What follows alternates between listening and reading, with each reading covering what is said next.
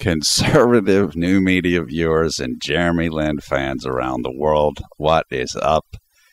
I didn't expect to be making this video, but I'm happy to make this video. What are we here to talk about? We're here to talk about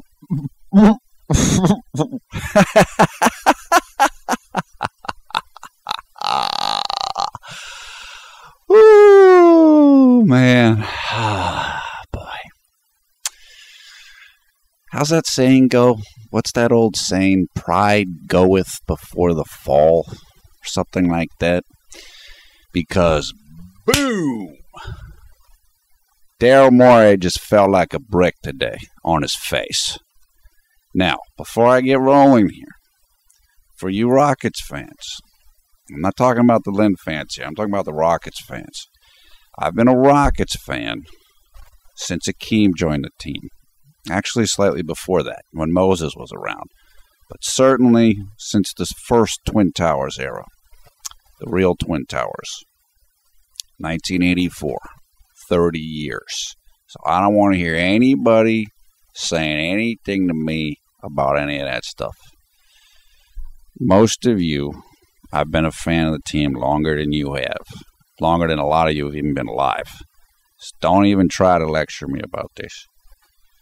The way that you deal with a problem is you got to acknowledge the problem first.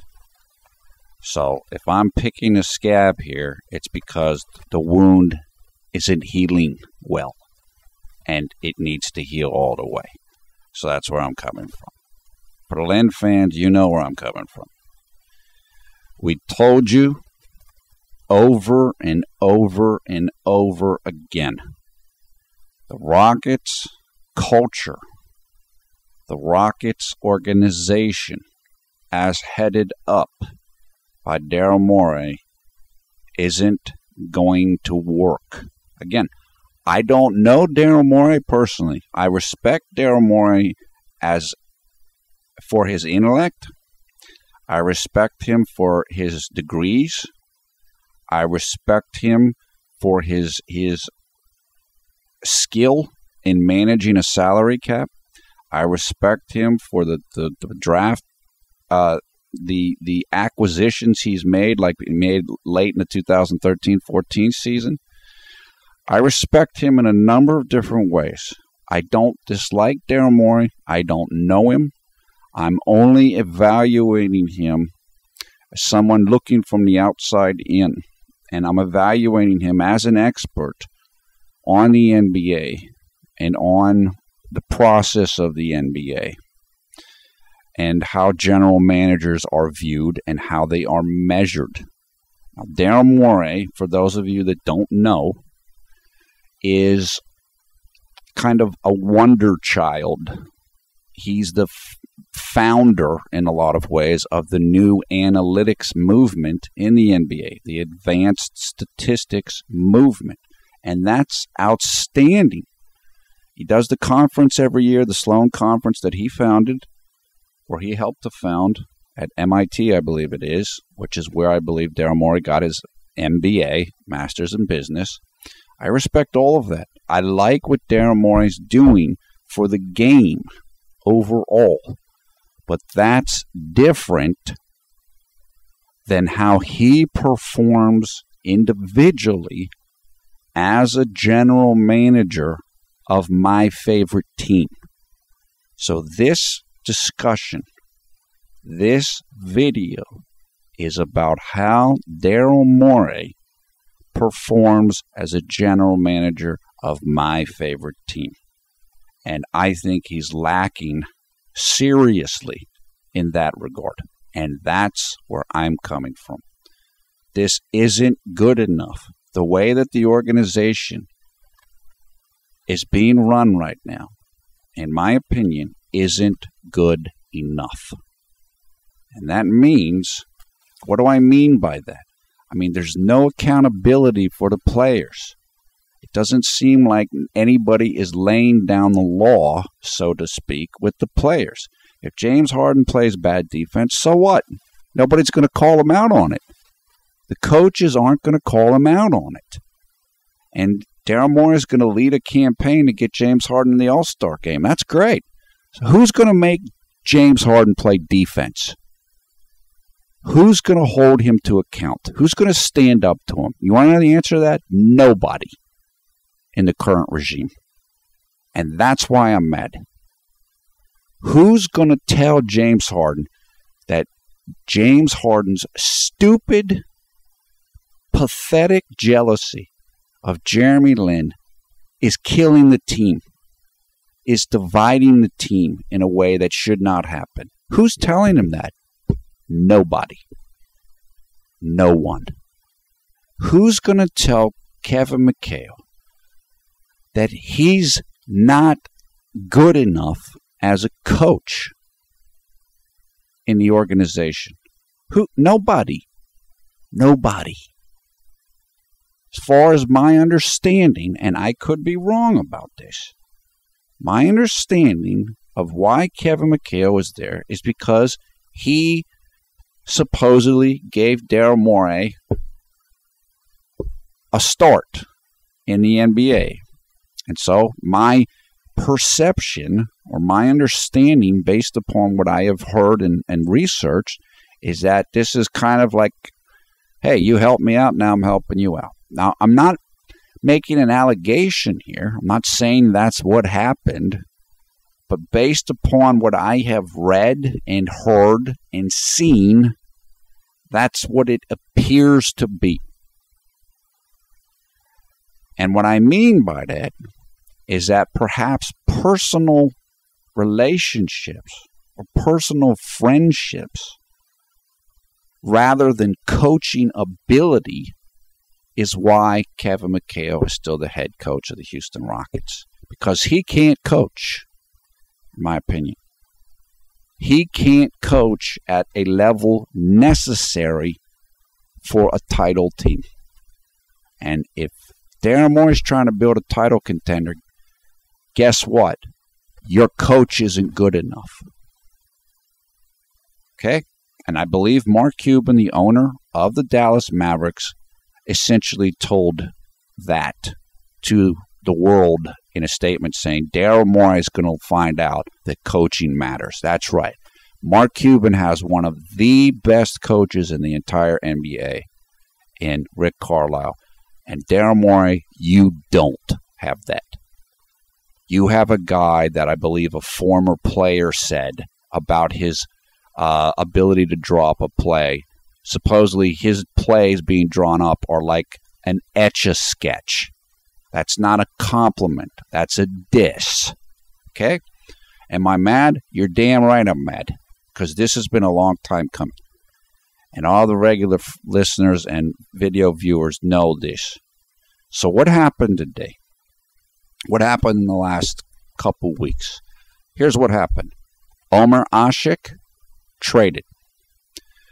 Jeremy Lin traded. Chris Bosh offered a maximum deal to come to Houston and form a new Big Three. Said, nope, not taking it. I'm going to stay in Miami even though LeBron left. Sorry, Houston, you're punked. And that's what happened. And they're going to match Chandler Parsons. It's great. So here's what's happened in this offseason for the Houston right now. You've lost 3 players. Or, excuse me, you've lost 2 players. Important players. Key rotation players. Okay? These are 2 of your guys in your top 7 or 8 in your playing rotation. You haven't gained anybody. I don't know. I can't, the draft, okay. You haven't gained anyone. You struck out on Carmelo Anthony, apparently. You struck out on LeBron, and now you struck out on Chris Bosh. Word spreads around the league. This is a tight fraternity. If players think that the organization isn't being run well, and it's not loyal, and it treats players like they're nothing more than assets. And maybe the GM is over his head a little bit and is maybe perhaps a stats dork who doesn't understand the game, potentially. They're not going to come. Okay? They're not going to come. Let's be honest here. If James Harden would have gotten paid, he'd still be in Oklahoma City. If Dwight Howard had somewhere else to go, and he didn't end up on the Lakers, he might be somewhere else right now. I love Houston. I love the city. I love the team. I love the tradition. I love everything. This organization, this culture that surrounds the Houston Rockets right now isn't good enough. The inmates are running the asylum. James Harden is just doing whatever the heck he wants. It seems like he wants a new starting point guard. Cool. You name a new starting point guard, even if that's not fair. He doesn't feel like playing defense today. Okay. He wants to hog shots and just put up brick after brick. Yeah, no problem. That's cool. It's all good, right? Right, Kevin McHale? You're getting paid. It's all good. No problem. No problem. Yeah, no problem. No titles. No chance. You're going to go out again earlier than you should, just like what happened against the Portland Trailblazers. Today, which I'm dubbing Debacle Day in Houston, or Exposed Day, is going to be remembered by all fans of the team. I'm sure of that. Look, I hope things turn around quick. Hopefully we're there and we're competing for a title for real soon. But if not, people are going to remember this day. They're going to remember this day and look to this day. This was the turning point when the wizard was discovered behind the curtain, like in The Wizard of Oz. This is when the charade collapsed. Okay? So, I think in the title I say, karma. What is karma? Karma is the concept, roughly, that what you do comes back to you. So if you treat people well, you will be treated well. If you treat people poorly, not good things might happen to you. There's a perception among many people, certainly among fans of Jeremy Lin, but there's a perception. There are people, I know there's executives around the league that aren't the biggest fans of Daryl Morey, from what I have read anyway. I'm pretty sure of that. And that's fine. That's normal. It's a competitive environment. Not everybody's a fan of everybody else. But if you treat people like they're just parts of a mathematical equation rather than as human beings, if you don't demonstrate loyalty, if you don't follow through on what you say to people consistently, if you possibly lie to reporters about what you did or did not do regarding a player and a jersey number, karma would then say or dictate it's not going to work out well for you in the end. And today it worked out really badly for Daryl Morey and the Houston Rockets. Karma is going to get you. That's the saying. And today it got Daryl Morey and the Houston Rockets. Jerseygate, the whole issue with Jeremy Lin and the billboards or billboard or whatever with Carmelo Anthony and Jeremy Lin's jersey number. Here we are. Here's the payback. Here's the karmic payback. Right? The curse of the Carmelo Anthony billboard has begun. in other words. That's what it looks like. That's what it's appearing to be right now. Again, I get no overall joy in discussing this. It's like someone from Rome watching, laughing while Rome burns. It's not really fun. It's not really that happy. But what are you going to do? I mean, you have to point out that Rome is burning, right? Because it is, no matter what it looks like. No matter if you can't see the flames from where you're standing.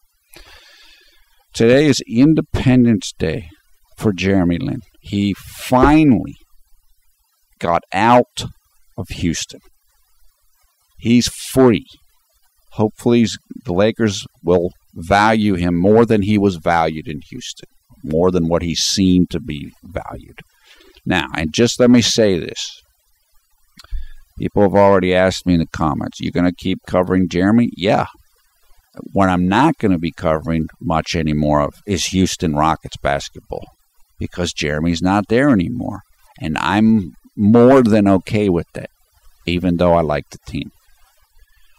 I think I've told people before, I'm a fan of the American football team, the Dallas Cowboys. Well, I haven't paid attention to Dallas Cowboys in a couple years. Why? Because I didn't like the way that they treated Terrell Owens when they got rid of him. So I pretty much told myself, I'm going to wait until the next group of people comes in. I'm going to wait until Tony Romo's gone and Jason Witten's gone and Jason Garrett are gone. That's kind of how I feel about the Rockets right now. And I didn't go in feeling this way. I was as happy as anybody could be when they got Dwight and they brought in Jeremy again. I was thrilled, was ecstatic when they got James Harden. I thought everything was going to be good, but it's not good. It's not good. There is nobody manning the ship. Nobody's awake at the switch. And so it's just idiocy running wild. Morey ball, McMorey ball, as I call it. McHale and Daryl Morey put together. It doesn't work. It's not as simple as it's just math. Basketball is more than a mathematical equation or a table of statistics. There is a human element to it. If you bring on somebody who might be better suited as a consultant or as an assistant general manager and put him in the role of general manager, you might get this result.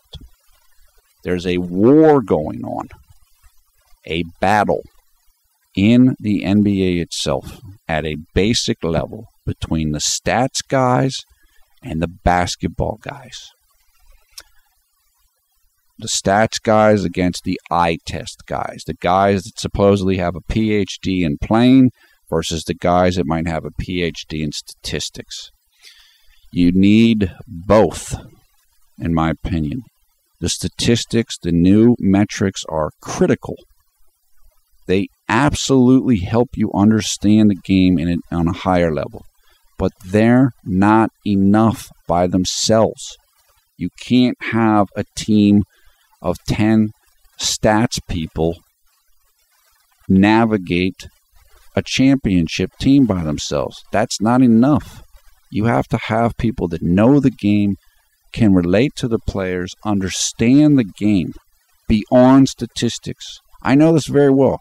I'm constantly talking to people throughout the internet who are lacking in one of those two things.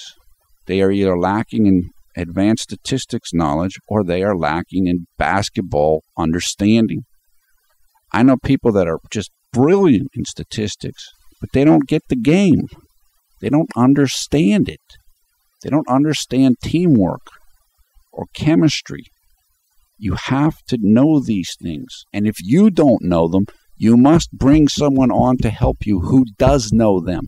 So if you're a stats guy and you surround yourself with 10 other stats guys, you're going to have a deficit. You're going to have gaps.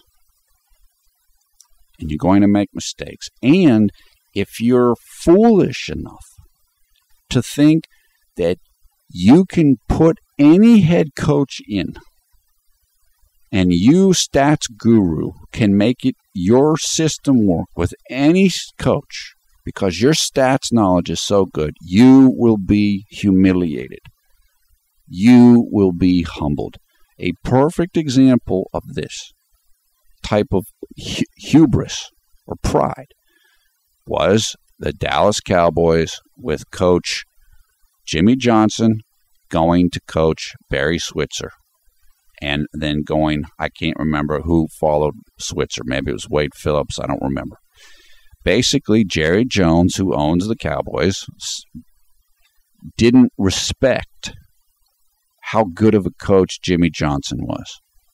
And he essentially said, I could hire anybody and we could win a Super Bowl. Now, that did happen with Barry Switzer, but it barely happened. And it never happened since. Jerry Jones was stupid and prideful enough to think he was the man, and as long as he was on the job, coach didn't matter. Well, Daryl Morey is walking down the same path. As prideful and arrogant as Mark Cuban is, or that people think he is, he knows he needed a top coach. So Mark Cuban is ahead of the curve of Daryl Morey in understanding that aspect of the game. And I hope Daryl Morey learns quickly, or Daryl Morey ain't going to be around very long, in my opinion. This was a disastrous day for the organization, a disaster. Or, it's, if you're a Lin fan, it's a very humorous day. I have had Lin fans already tell me this is the greatest offseason ever and the best thing they've ever seen because they're so upset with the way that Jeremy was treated and the way that the organization runs. They want to see him fall on their face, and today they fell on their face. Daryl Morey fell on his face. Or put it a different way, it's like Daryl Morey had somebody come in off the side of the stage and put a pie in his face. This is ownage. This is clowning. This is punked. This is destruction. This is karma. This is everything. This is payback for Jersey Gate in the minds of a lot of fans. And it is what it is. If you listen to our videos, the last 2 years that Jeremy Lin has been in Houston, we've been saying this over and over and over again. And it's almost like a parent with a child. You can tell them, you can't do this, you can't do this, you can't do this, because if you do this, then that's going to happen. Sometimes they just have to do it, because it's the only way they learn it. Hopefully, this can be a turning point. Hopefully, it can be a turning point for Jeremy Lin's career. Hopefully, it can be a turning point for Daryl Morey and the organization in Houston to look at themselves and say, what did we do wrong here? Why didn't Chris Bosh come here even though he could have? Sure, you can say, oh, he's making more money in Miami. Chris Bosh is from Texas. And without question, Chris Bosh in Houston would have a better chance of competing for a championship than he will in Miami. Why did Chris Bosh reject us? And Daryl Morey and Kevin McHale and ownership and the rest of the management team needs to take a big look in the mirror now. If they're honest with themselves, don't try to point the fingers at anything else or blame other things or just say it's the money. How did you fail in this? You failed. You have been humiliated in front of the entire world. You thought Chris Bosh was coming, and Chris Bosh just basically just slammed the door on your face and in front of a TV audience of tens of millions. That's essentially what happened today. There's no escape. And so I truly, truly hope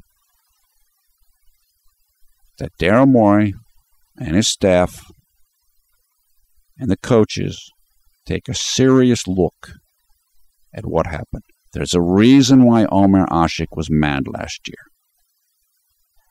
There's a reason why Jeremy Lin might not have been thrilled in his time in Houston. There's a reason why Goran Dragic did better once he left Houston than he did in Houston. There's a reason why Kyle Lowry did better once he left Houston than he did in Houston. You guys need to seriously look at this. And the players better look at it too. I'm talking about James Harden in particular. This entire organization, from the top on down, better stand in front of a collective mirror and figure it out quick. Because if you don't, it's going to get a lot worse very, very quickly. It's going to be a lot more disappointment. I believe that under Daryl Morey's watch as general manager, which I think now is, about 7 years or so, Rockets have only won one playoff series. I mean, that's not going to work. I don't care how good you are at managing the cap. I don't care how good you are at doing statistics. You got to produce. You have to produce. The NBA is a bottom line business. You are getting it done or you're gone. Every coach and every player knows that. And so do the GMs. So this is a very tough day. And a lot of people are laughing at Daryl Morey today. A lot of people are happy that this happened to Daryl Morey. And I'm not just talking about Lin fans. I'm talking about people around the league. They're happy this happened. I am positive of that. Even though it's just my opinion, I am certain of that. And I am sure I will read reports tonight and tomorrow from anonymous sources saying they're happy that Daryl Morey lost out on Chris Bosh. And look, if you're Jeremy Lin, you're thrilled because they got rid of you to clear space for Chris Bosh. In other words, if Chris Bosh turns down the Rockets before Jeremy Lin's traded, he might still be there. There is no Independence Day on July 11th then for Jeremy Lin. Instead, he's off to La La Land, to Hollywood, to the purple and gold with Kobe and the rest of the team, and he's got a new lease on his career. When does it end, Houston? When does it end? Les Alexander, you're a terrific owner. In my opinion, you've done a great job. You need to take a serious look at this. A serious look at this. And make your evaluations and go from there. The clock is ticking now. The clock is ticking now. This was the turning point. Daryl Morey can still recover. Kevin McHale can still recover.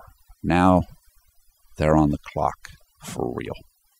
This type of massive humiliation in such a public way will not be unnoticed by anybody around the league.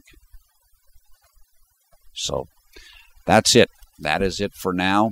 Like I said, I did not expect to make this video, but this is what happened today, and we've got to go with it. And I got to tell the truth from my perspective. Someone else might tell the truth from their perspective, and it might sound a lot different than mine. This is what I see. This is what I've observed and very closely watching this team over the last few years and being a fan for 30 years. So that's it. Thumbs up, thumbs down. Your comments below. What do you think? Are you happy that Daryl Morey got clowned? Are you sad? Are you humiliated? Are you disappointed?